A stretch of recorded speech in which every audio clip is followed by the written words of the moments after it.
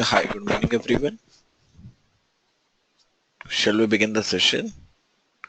Today's topic is the same chapter, that is Does IT Better, chapter number 7, and the new topic, that is the portal 5 plus courses. What are the 5 courses that is available for the portals?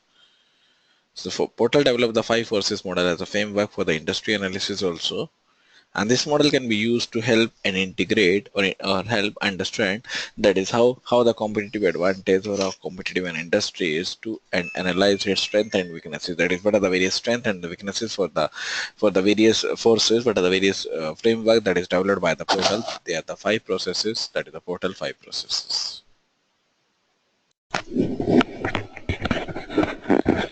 Now let's see what are the various models, what are the various 5 forces that is available in the portal 5 process model or 5 forces model. So this model can be used to help to understand how competitive an industry is, to analyze its strength and the weaknesses.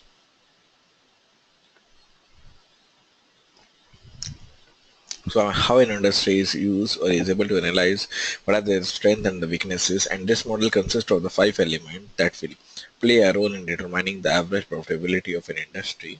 In 2001, Portal wrote an article entitled Strategy and the Business, in which he takes this model and looks at the how the internet impacts the profitability of the industry. That is how it will look as a profitability of an industry. Now let's see what are the various 5 models that is used. First one is threat of the substitute product or services. That means threatening that is given. So how easily can a product or the service be replaced by someone else? The more type of the product and that are used to can meet a particular need, that have the less profitability, that will be have an industry point. For example, when we are taking out or the advent of the mobile phones has replaced for the need of the pages. The internet has made people more aware of the substitute products, driving down the industry profits in those industries that have been substituted. So whatever the industry, whatever the product that is available, that is used in the industry, that has been substituted. Next, bargaining power of the suppliers. So when a company has several suppliers to choose from, it can demand a low price. So when a sole supplier exists, then my company is a mercy of the supplier. That means everything is available with the supplier. For example, if only one company makes a controller chip for the car engine, then that company can control the price at least to some extent, because there is no other organization or the company that will provide such product. So that will control the price at least to some extent, means at least some more competitors are available in the market. The internet has given companies access to more suppliers, driving down the prices. On the other hand, suppliers can also have ability to sell directly to the customers. They have ability to sell directly to the customers also. Then bargaining powers of the customers. So one is the bargaining powers of the suppliers, next one is the bargaining power of the customers. A company that is a sole provider of a unique product has ability to control the price. So customer have a company is a sole provider that have a unique product, that have a unique value. That means, for example, there is no other competitive in the market, so I have ability to control the pricing, but the internet has given customers many more options to choose from. In such cases, there is a bargaining power of the customers also.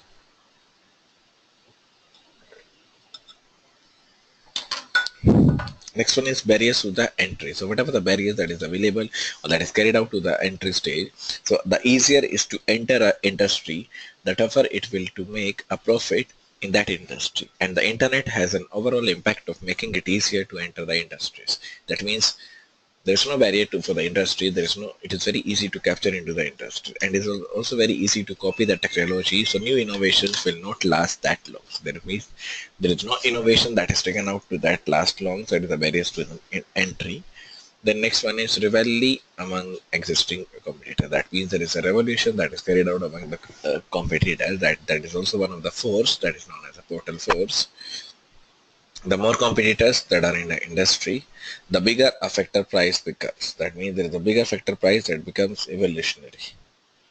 The advent of the advent of the internet has increased competition by widening the geographic market and lowering the cost of doing the businesses. For example, manufacturers in Southern California may now have to compete against the manufacturers in the south where wages are the lower. That means the wages means the salaries are very low in these terms, in these respects.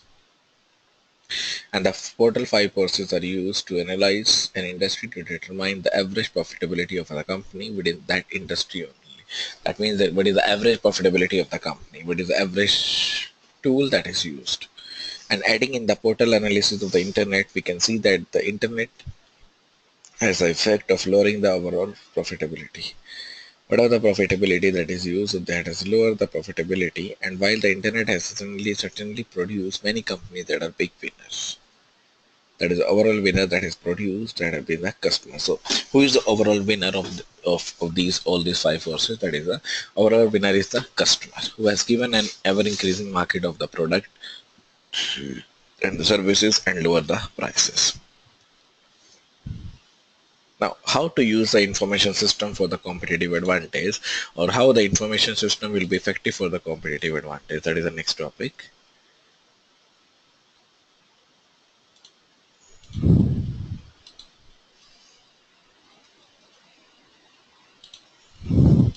Now, uh, notice that we have an understanding of the competitive advantage for the data for the tools.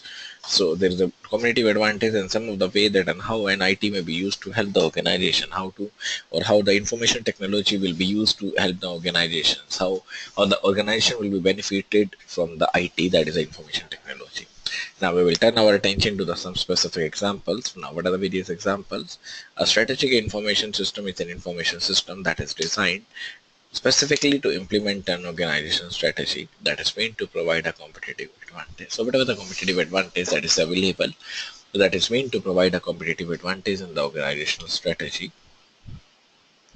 And these sorts of systems began popping up in the 1980s as noted in the paper by Charles Whitson entitled that is creating the competitive weapons from the information system. And specifically, a strategic information system is one that attempts to do one of the more of the following. That means what are the various criteria that is able to understand these concepts. The first one is deliver a product or a service at a lower cost. That is how to deliver a product or a service at a lower cost. Then deliver a product or service that is a differentiated. So deliver a product that is differentiated with each other. Then helps an organization that focus on a specific market segment. That means what are the various organization forces that is used for a specific market segment. So what is a segment, what is the organization that captures for that market. Then enables the innovation. Enables the innovation means what is the innovation that is used in this, that is used in the information system for the competitive advances. So these are the various information system. These are the various IT part that is used to do one of the following, that is used to do one of the following for the competitive advantage. First one is delivering a product or the service, then delivering a product or the service that is differentiated, that helps an organization that is focused on specific market segment, and also enables the innovation.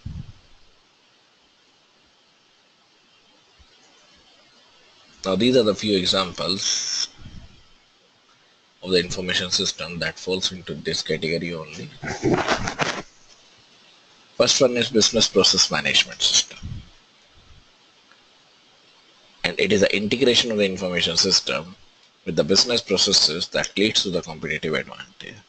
Then they go to the state that cares article it interest because it gives CEOs and the IT managers the green light to start cutting their technology. What are the various technology budgets that is used, putting their companies in the peril. Then they go into the state that true competitive advantage can be found with the information system that supports the business processes. And we will focus on the use of the business processes for the competitive advantage.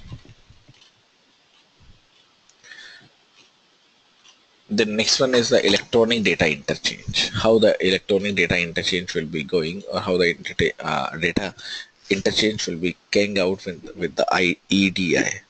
So one of the ways that information system had participated in the competitive advantage is through the integrating that the supply chain electronically focus. And this is done through a process that is known as the EDI, that is electronic data interchange, or the EDI. And that can be thought of as the computer to computer exchange of business documents. That means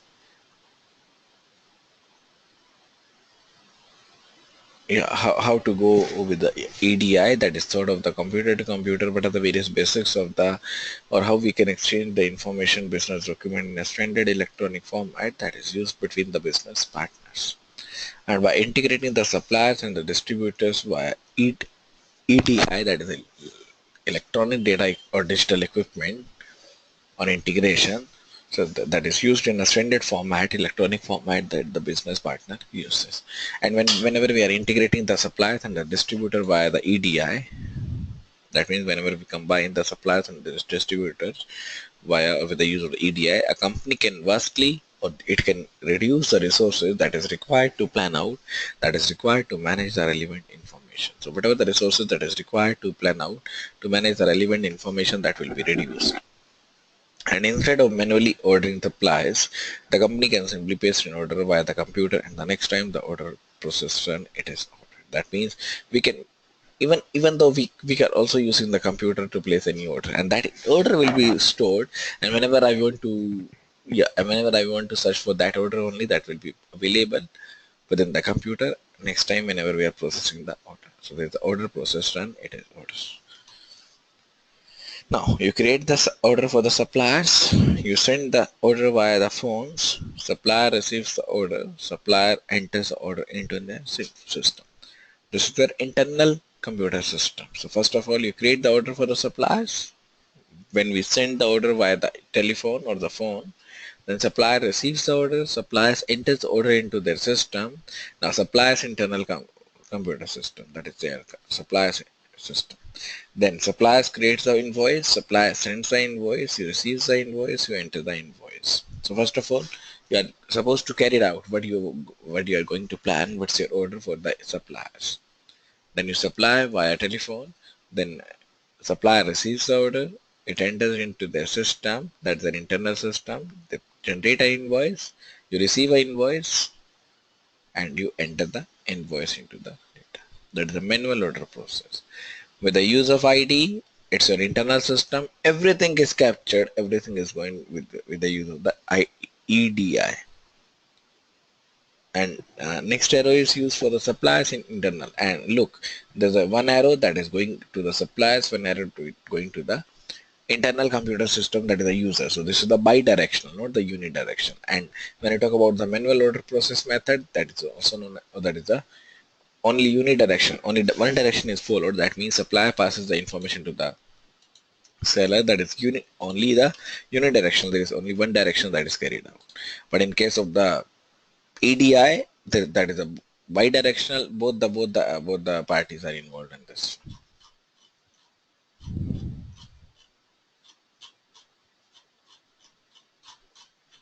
The next one is collaborative system. So whenever we are using the organization that begins to implement the networking technologies, information systems emerge that allowed employees to begin collaborating in different ways. That means how different employees collaborate with each other in a different way. And these systems allowed users to brainstorm ideas together without using the necessary, or without taking the necessity of the physical face-to-face meeting. That means there is no method of the face-to-face meeting. Like we as a teacher and the student chat with each other without using any physical face-to-face meeting, but we're going to the course, that is the Edexcel course, that is not, I'm not physically present, there is no face-to-face meeting, that is online teaching, and that is example of the collaborative system. And there are multiple tools that is utilized over here. So utilizing the tools such as the discussion boards, document sharing, video, this system made it possible for the idea to be shared in the new ways, and the tough process behind these ideas to be documented. That means whatever the new ideas, whatever the new technology that is available, so there are multiple new ways in which the ideas are to be documented. And broadly speaking, any software that allows multiple users to interact on a document or topic, that should be considered collaborative. So that means whenever multiple users and interact on a topic, that means, for example, if, I taught you a lesson. For example, currently I'm teaching the EDI, and if there are 4 students that is available, you can ask a question via email, via chat, via face to face, or sorry, via your headphones. So these are the software that is used to create, that are designed for the specific purposes like online meetings. They have a functions. Now what are the various collaborative tools that is available for the day-to-day scenarios?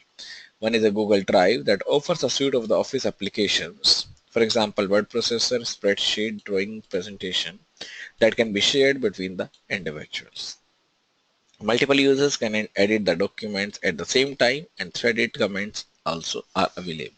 That means whatever the threaded comments, whatever the edit comments, whatever the document that is available, that comments will be available in the Google Drive, in the Office application that can be shared between the individual. The next one is a Microsoft SharePoint. So one is a Google Drive that is used for the sharing, that is used as a collaborative tool. Then Microsoft SharePoint, that is also the category of the Microsoft Office. That means this is provided by the Microsoft Office, that also allows for the collaborative computing, collaborative tools that you are familiar with, and SharePoint is one of the main point. Then Cisco Webex, then Atlassian Confluence, then IBM Lotus Notes, that is a Domino. This is one of the important tool, one of the groupware tool that is used, that is the Lotus Notes, and this is the web-based cousin Domino that provides a full suite of collaboration software that includes the integrated emails.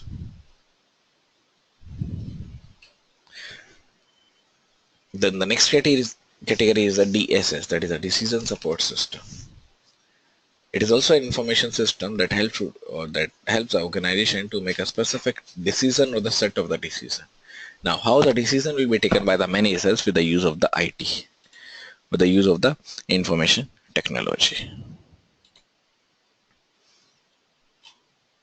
And these systems are designed to take the input that regarding decision-making process and also provides the information that is necessary to make a decision.